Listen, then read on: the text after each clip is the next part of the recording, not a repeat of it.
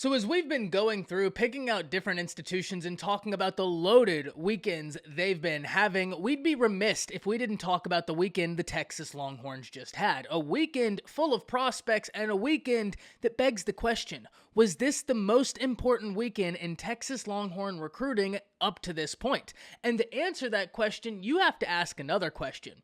Is Arch Manning the most important piece for the Texas Longhorns in this current recruiting cycle? We're going to break down that, some of the other talented visitors that were in attendance, and everything in between, and you don't want to miss any of it. But before we do, as always, y'all know the drill. I need to hear from you. Hop down to the comments, Y for yes, N for no, and considering we're entering the home stretch for Arch Manning's recruitment, do you believe the Texas Longhorns ultimately win it over for the 5-star signal caller? Let me know what you're thinking. If you are new to the channel, be sure to subscribe, hit that bell notification as I do constant college football content. You don't want to miss any of it, and if you enjoyed this content, like and comment down below because those interactions are massive. But having said all that, we have a lot to break down, and before we get into the Arch Manning mania, we're going to talk about some of the other prospects that were in attendance, and we're going to start on the defensive side of the ball. Because if you look at Texas's offense right now, if they get that offensive line shored up, that's going to be a ferocious offense. If we're talking a skill player position, they are as loaded as anybody in the nation right now at wide receiver, tight end, and running back.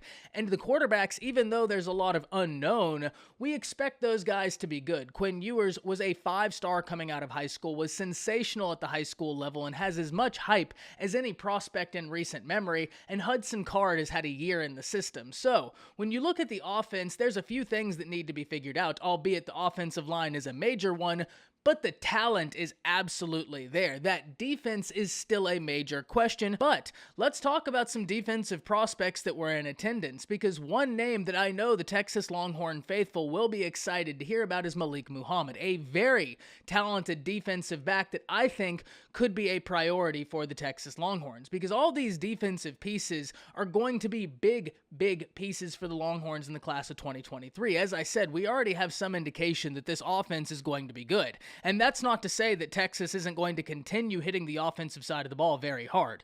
Steve Sarkisian is the head coach, and as long as he's there, offensive players are going to be interested. So they're going to come, and you'd be foolish not to have them. But the defensive side of the ball has got to be a major emphasis, and winning battles for a major prospect such as a Malik Muhammad has got to be a priority, because now we expect Texas to win the offensive battles. It's winning those defensive battles that'll really start to put people on notice. And the same can be said for a defensive lineman that will also be of major importance, Hunter Osborne, out the state of Alabama. Now, the interesting thing about Osborne is he comes from the same high school as Justice Finkley, and on top of that, whenever we're talking about Texas defensive line play and recruiting, we have to bring up Bo Davis, who is simply one of the best in the business. Give him time, and that defensive line, I feel like, could be a strong point for that Texas Longhorns defense, so long as they get the pieces that they need for Bo Davis to be successful.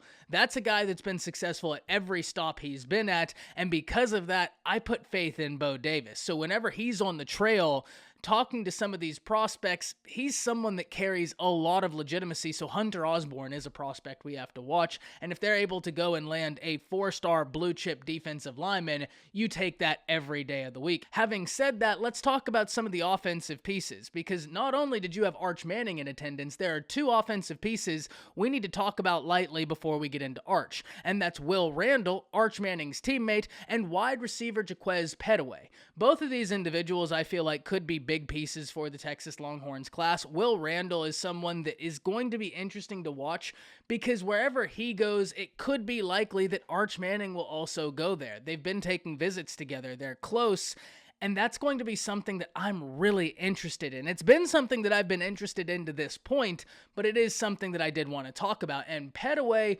offers speed. And even though Texas's wide receiver room right now is fantastic, if you're a team that has Arch Manning at your institution enjoying his visit, Yeah, it'd be very smart to get in top-tier offensive playmakers, especially if you're in a position to land Arch Manning. And if we look around the nation, Texas has been talked about as the favorite in the Arch Manning battle for quite some time, which is only going to help your skill recruiting position. So it's going to be interesting to see where the Longhorns sit after this weekend with Petaway. But now, let's talk about the man of the hour, the name so many of you have been waiting to hear about, and that is Arch Manning. Because I've talked about this process before. This is a process I have been watching closely, because if we're really looking at the top 3 teams people always talk about, which is Texas, Georgia, Alabama, no particular order, every institution has a legitimate pitch. If Arch Manning wants the most sure thing out of all of this, the most ready right now, would be tough to argue with the Alabama Crimson Tide. Bryce Young just won the Heisman. They just competed for a national championship. And even though Georgia beat them, Alabama has really rewritten the narrative about their offense in recent years, due in part to Lane Kiffin and Steve Sarkisian. So Alabama's probably the most sure thing. If Arch wants a sure thing in which he can change a narrative, well, Georgia would also be a really tough institution to say no to. We know Georgia recruits at an elite level. We know their defense is going to be elite. But the narrative that must be changed at Georgia is the quarterback play, and that they don't field elite quarterbacks. If Arch Manning goes to Georgia, he could rewrite that entire narrative.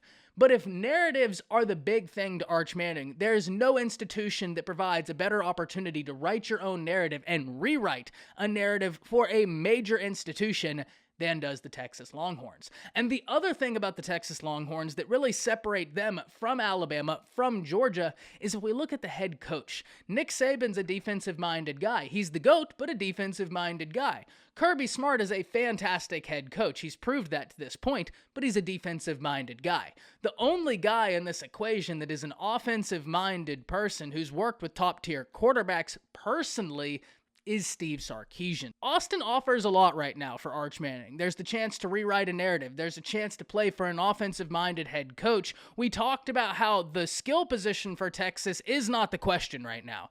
Nobody in their right mind should be questioning Texas's running back room, Texas's wide receiver room. The offensive line is a question mark, but the skill positions, Arch Manning, if he goes to Texas, he'll be able to go in there and have plenty of weapons at his disposal. That's not the issue. The offensive line and defense are where we're turning our attention to see how Steve Sarkisian and company can get that fixed in year 2. But inevitably, I think Steve Sarkisian and them are in a great position for Arch Manning. It's going to be interesting to see where he ultimately picks. But I know that the Texas Longhorn faithful are hoping they're the answer. Hop down to the comments. Let me know what you're thinking about all this. That's it. See ya.